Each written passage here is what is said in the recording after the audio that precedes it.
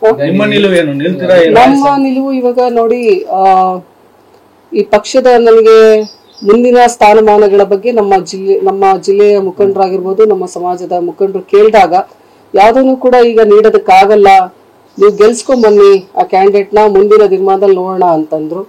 ಇವತ್ತು ಪಕ್ಷಕ್ಕೋಸ್ಕರ 10 ವರ್ಷ ದುಡ್ದಿದ್ದೀವಿ.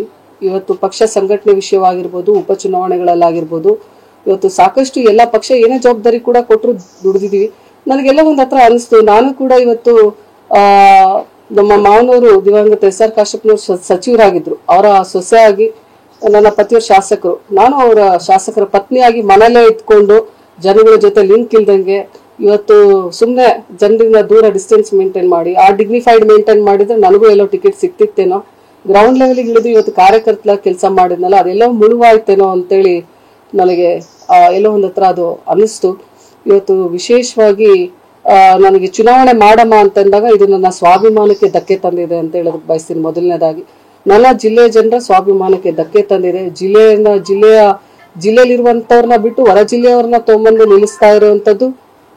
ಇದು ಮುಂದಿನ ಅವರು ರಾಜಕೀಯ ಭವಿಷ್ಯಕ್ಕೋಸ್ಕರ ಇವತ್ತು ಬಿಜಾಪುರ, ಬಾಗಲಕೋಟೆ ಎರಡನ್ನೂ ಕೂಡ ಒಂದು ತಮ್ಮ ಹಿಡಿತದಲ್ಲಿ ಇಟ್ಕೋಬೇಕು ಅನ್ನುವಂಥದ್ದು ಒಂದು ಉದ್ದೇಶದಿಂದ ಇವತ್ತು ನಾವೇನು ಮಹಿಳೆಯರಿದ್ದೀವಿ ಇದ್ದಾಗೂ ಕೂಡ ಒಂದೇ ಸೇಮ್ ಸಮುದಾಯದವರು ಇದ್ದಾಗೂ ಕೂಡ ಇವತ್ತು ಬಂದು ನಿಲ್ಲುವಂಥದ್ದನ್ನ ಮಾಡ್ತಾ ಇದ್ದಾರೆ ಅಂದ್ರೆ ಅವ್ರ ನಿಲುವು ಏನಿದೆ ಅಂತ ನೀವು ಸ್ಪಷ್ಟವಾಗಿ ತಿಳ್ಕೊಬಹುದು.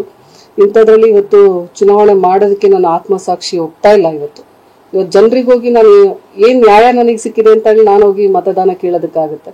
ಇವತ್ತು ಜನರ ಬಳಿ ಅದಕ್ಕೆ ಇನ್ನ 2 ದಿನದಲ್ಲಿ ನನ್ನ ಮನಸ್ಥಿತಿ ಇವಾಗ ಸರಿ ಇಲ್ಲ. ನನಗೆ ಇವೆಲ್ಲವೂ ಕೂಡ ನೀವು ನೋಡ್ತಾನೆ ಇದ್ದೀರಾ ಬೆಳವಣಿಗೆಗಳನ್ನ.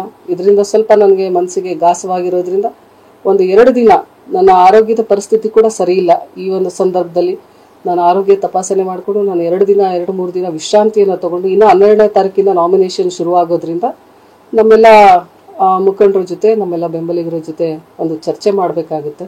ಚರ್ಚೆ ಮಾಡಿ ಮುಂದಿನ ಒಂದು ನಿಲುವನ್ನು ತಗೋಬೇಕಾಗಿದೆ.